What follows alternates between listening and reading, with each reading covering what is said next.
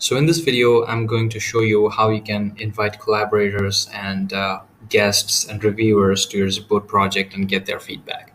So there are two simple ways to do this. And the first one is you can add them to your entire zipBoard project.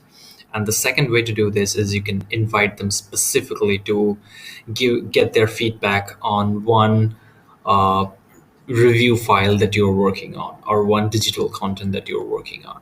So let's go ahead and find out how to do this. So in order to add someone to your entire zipBoard project, you need to go to this collaborators option in the left hand side menu bar, and you're going to see a pop-up like this.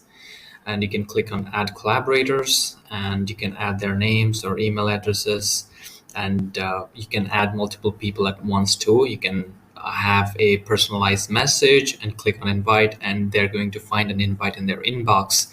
Alternatively, you can also use this invite link and manually send it over to them by messaging or by emails or whichever means you prefer. And you can invite clients just like that too. So that's the first way to do it. In this particular way, in that particular way, you can add them to your entire project.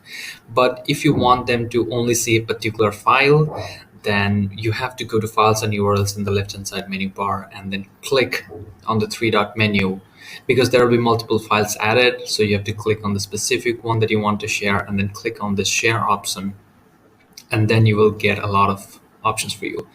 So you can toggle and set permissions for your guest, what you want them to see and which kind of permissions they want to have, and then copy this link and send it over to them. Or you can also do it by email. So you can put the email and you can click on the button, click on the invite button, and they're going to get an invite in their inbox.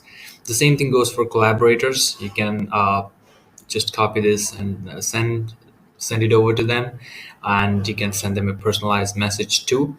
And here you can get a very small quick summary of which links are live, and you can delete them or disable them based on your needs. And it's a very quick way of inviting someone to get quick feedback immediately on one particular file. So I hope this helps you, and thanks for watching.